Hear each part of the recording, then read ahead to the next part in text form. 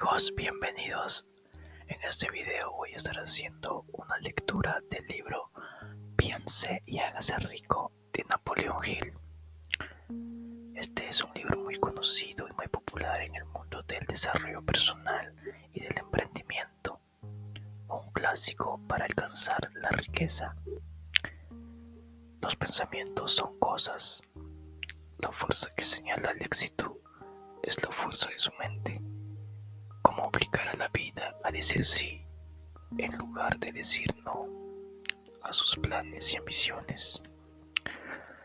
Ciertamente, los pensamientos son cosas y cosas muy poderosas cuando están mezclados con firmeza de propósito, perseverancia y un ardiente deseo de traducir todo ello en riqueza u otros objetos materiales.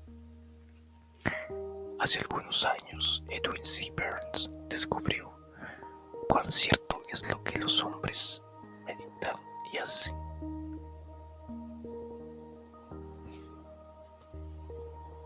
Y se hacen ricos. Su descubrimiento no se produjo repentinamente, llegó poco a poco, comenzando con un ardiente deseo de llegar a ser el socio del gran Edison. Una de las principales características del deseo de Burns era la determinación. Quería trabajar con Edison y no para él. Observe usted cuidadosamente cómo convirtió en realidad sus deseos y comprenderá mucho principios que conducen a la riqueza. Cuando este deseo o impulso del pensamiento estalló por primera vez en la mente de Burns, no se encontraba en posición de actuar directamente. Había dos dificultades para ello. La primera era que no conocía a Edison y la segunda, que carecía de dinero para costearse un billete de ferrocarril hasta East Orange, Nueva Jersey. Estas dificultades eran suficientemente fuertes como para desanimar a la mayoría de los hombres a llevar a la práctica su deseo. Pero sucedía que el de Burns no era un deseo ordinario. Edison le miró. Se presentó personalmente en el laboratorio de Edison y anunció lisa y llanamente que se había presentado allí para tomar parte en los negocios del inventor. Al hablar años más tarde del primer encuentro entre Burns y Edison, este último dijo: se hallaba en pie ante mí y tenía todo un aspecto de un vagabundo corriente, pero había algo en la expresión de su rostro que daba la impresión que estaba firmemente decidido a conseguir lo que buscaba. En mis relaciones con los hombres, a través de años de experiencia, yo había aprendido que cuando una persona realmente desea una cosa tan profundamente que está dispuesta a apostar todo su futuro contra una simple vuelta de la rueda para alcanzarla, es seguro que esa persona siempre gana. Le concedí la oportunidad que buscaba, pero vi que estaba decidido a resistir hasta alcanzar el éxito. Los acontecimientos posteriores demostraron que no se había cometido ninguna equivocación. El aspecto del joven no pudo haber sido el que le dio la oportunidad de trabajar en el despacho de Edison, ya que tal aspecto estaba en contra de él totalmente. En realidad fue lo que meditaba. Burns no fue socio de Edison naturalmente desde un principio. Consiguió entrar a trabajar en las oficinas del inventor, ganando un salario normal. Transcurrieron los meses, aparentemente nada importante sucedía para que Burns se acercara a su ambicionado objetivo, al deseo que albergaba su mente como propósito importante y definitivo. Pero si estaba sucediendo algo importante en la mente de Burns y la cosa era sencilla, se intensificaba constantemente su deseo de llegar a ser socio de Edison. Los psicólogos han dicho correctamente que cuando uno está dispuesto a hacer una cosa, se nota hasta en su aspecto físico. Burns estaba dispuesto a ser un asociado de Edison. Además, estaba decidido a mantener su idea hasta que lograse lo que buscaba. No se dijo a sí mismo, bueno, ¿para qué? Supongo que algún día cambiaré de idea y me conformaré con un buen empleo de vendedor, sino que se dijo, vine aquí para ser socio industrial de Edison y llegaré a serlo. Aunque me muera en el empeño, lo deseaba con tal fuerza. Cuán diferentes serían las historias que nos relatarían los hombres si adoptaran propósitos firmes y se ciñesen a tales propósitos hasta que llegaran a convertirse en una obsesión.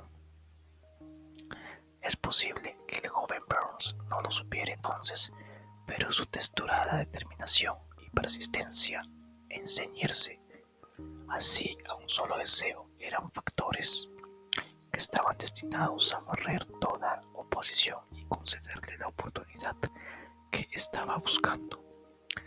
La oportunidad llegó por la puerta trasera. Cuando la oportunidad apareció en forma y dirección diferentes a las que esperaba Burns, ese preciso momento fue uno de los trucos más oportunos. Tiene el hábito socarrón de deslizarse por la puerta trasera y a menudo llega disfrazada en forma de desgracia o de derrota temporal. Quizá esta sea la razón por la cual muchísimas personas fracasan en reconocerla. El señor Edison acababa de perfeccionar un nuevo dispositivo para oficinas, conocido en aquella época bajo el nombre de máquina dictadora Edison. Sus vendedores no estaban muy entusiasmados con la nueva máquina. No creían que se pudiera vender sin realizar grandes esfuerzos. Burns sabía que podía vender la máquina dictadora Edison. Se lo sugirió al propio Edison y pronto tuvo su oportunidad. Vendió la máquina. En realidad la vendió con tanto éxito. Le firmó un contrato para distribuirla por toda la nación. Aparte de esta asociación comercial, Burns se hizo millonario, rico. También logró algo infinitamente más grande. Demostró que uno realmente puede meditar y hacerse rico. Carezco de datos para poder asegurar lo que produjo aquel deseo original de Burns. Quizá le proporcionaría 2 o 3 millones de dólares, pero la cantidad, sea cual fuere, llega a ser insignificante cuando se compara con el valor que Burns adquirió en la forma de un conocimiento definitivo de que un intangible impulso del pensamiento puede traducirse en recompensas materiales mediante la aplicación de principios conocidos. Burns literalmente pensó en sí mismo como socio de Edison. Pensó en sí mismo como poseedor de una enorme fortuna. No tenía nada para empezar, excepto la capacidad de saber lo que quería y la determinación de ceñirse a su deseo hasta conseguirlo. El hombre que abandonó demasiado pronto. Una de las causas más comunes del fracaso es el hábito de abandonar cuando uno es derrotado temporalmente. Creo que todos nosotros somos culpables de esto en uno u otro momento de nuestras vidas. Un tío de R. U. Derby se sintió envenenado por la fiebre del oro, en la época en que se había extendido por toda la nación esa epidemia, y así partió al oeste, simplemente con objeto de cavar y hacerse rico. Nunca se había oído el dicho: se ha extraído mucho más oro de los pensamientos de los hombres que de la tierra. Registró una parcela de tierra y comenzó a trabajar con pico y pala. Tras semanas de dura labor, fue recompensado con el descubrimiento de brillante mineral. Necesitaba maquinaria para llevar el mineral a la superficie. Con toda calma volvió a cubrir la mina. Regresó a Williamsburg, Maryland, y comunicó a sus parientes y amigos del descubrimiento que se había realizado.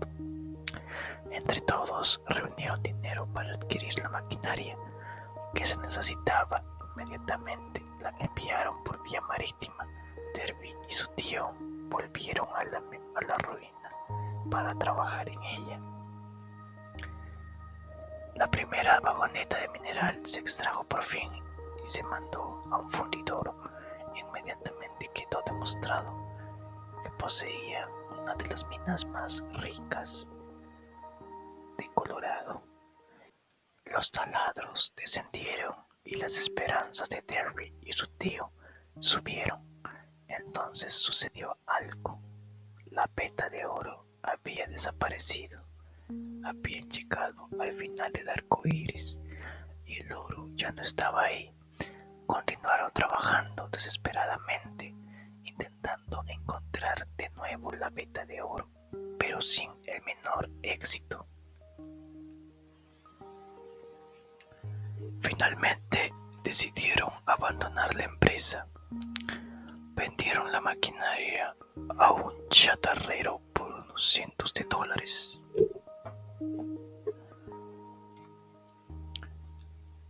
Vendieron la maquinaria a un chatarrero por unos cientos de dólares y tomaron el tren de regreso a casa.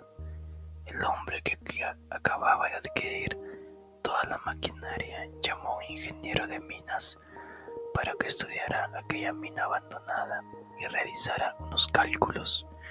El ingeniero informó de que el proyecto había fracasado porque sus propietarios no estaban familiarizados con las fallas geológicas.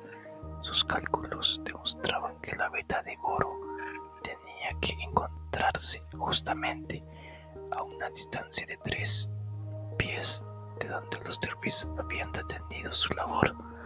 Allí fue exactamente donde se volvió a encontrar la veta. El hombre ganó millones de dólares con aquella mina porque tuvo la prudencia de solicitar consejo a un experto antes de abandonar la partida. Éxito dando un paso más allá de la derrota. Éxito dando un paso más allá de la derrota. Bastante tiempo después de que el señor Derby se recuperase de sus pérdidas, muchas veces fue cuando hizo el descubrimiento de que el deseo puede transformarse en oro. El descubrimiento llegó cuando se dedicó a vender pólizas de seguros de vida, recordando que había perdido una fortuna por haberse detenido a 3 pies de distancia del oro. Derby aprovechó la experiencia en su nuevo trabajo, diciéndose a sí mismo: me detuve a 3 pies del oro, pero jamás me detendrá cuando los hombres digan que no ante la venta de una póliza. Derby se convirtió en uno de los pocos hombres que vendían más de $1 millón en pólizas de seguros anualmente. Debía su testarudez a la lección que había aprendido con su debilidad en el negocio minero. Antes de que el éxito llegue en la vida de un hombre, es seguro que ha de encontrarse con muchas derrotas temporales, quizá hasta con algún buen fracaso de importancia. Cuando la derrota abruma a un hombre, la actitud más lógica fácil es abandonar. Y eso es exactamente lo que hacen la mayoría de los hombres. Más de 500 hombres de los demás éxito de Norteamérica han declarado al autor de este libro. Su mayor éxito lo obtuvieron siempre al dar un paso más allá del punto de la derrota. El fracaso es un bromista que posee un agudo sentido de la ironía. Le divierte colocar zancadillas cuando uno está a punto de alcanzar el éxito. La niña que dominó a un hombre. Poco después de que el señor Derby se hubiese licenciado en el colegio de golpes duros y decidiera beneficiarse con la experiencia lograda en el negocio minero, tuvo la buena suerte de estar presente en una ocasión que le demostró que el no significa necesariamente no. Una tarde estaba ayudando a su tío a moler trigo en un viejo molino. El tío era un dueño de una granja grande en la que vivían ciertos números de obreros agrícolas de color.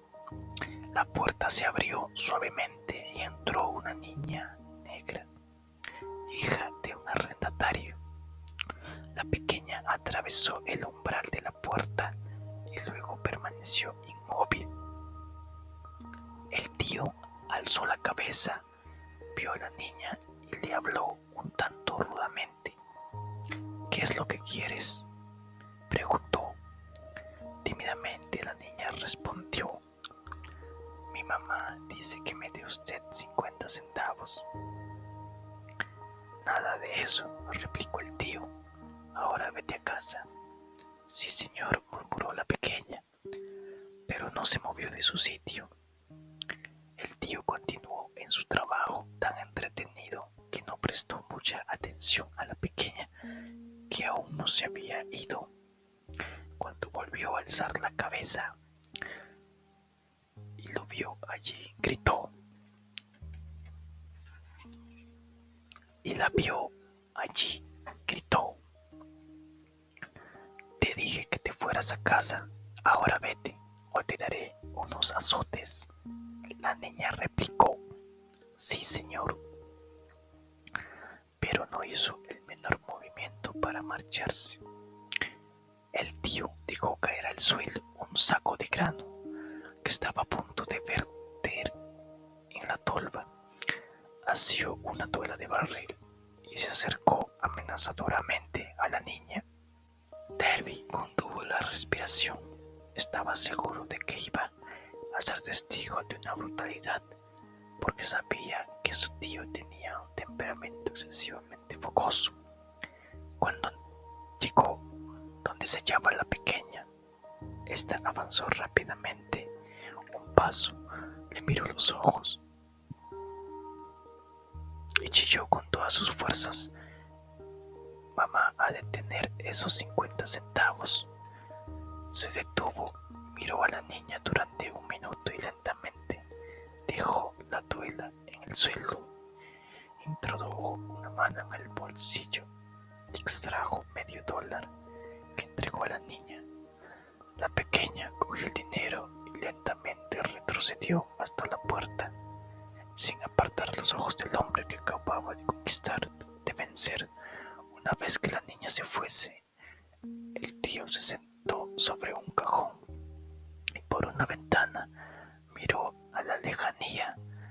Durante más de 10 minutos, silenciosamente, estaba terriblemente asombrado del vapuleo que acababa de recibir. El señor Derby también estaba reflexionando. Era la primera vez en su vida que había visto a una niña de color dominar deliberadamente a una persona adulta y blanca. ¿Cómo lo había hecho? ¿Qué es lo que le había ocurrido a su tío para que perdiese de repente su normal fiereza y se convirtiera en un manso cordero? Qué extraño poder emanaba de aquella niña. ¿Cómo había hecho, qué es lo que le había ocurrido a su tío para que perdiese de repente su normal fiereza y se convirtiera en un manso cordero. Qué extrañamente poder emanaba de aquella niña para adueñarse de la situación. Estas y muchas más preguntas pasaron por la mente de Derby, pero no encontró la respuesta hasta años más tarde, cuando relató el hecho. Y cosa curiosa, la historia de esta experiencia poco corriente fue referida al autor de este libro en aquel viejo molino, el mismo lugar donde el tío recibiera su vapuleo.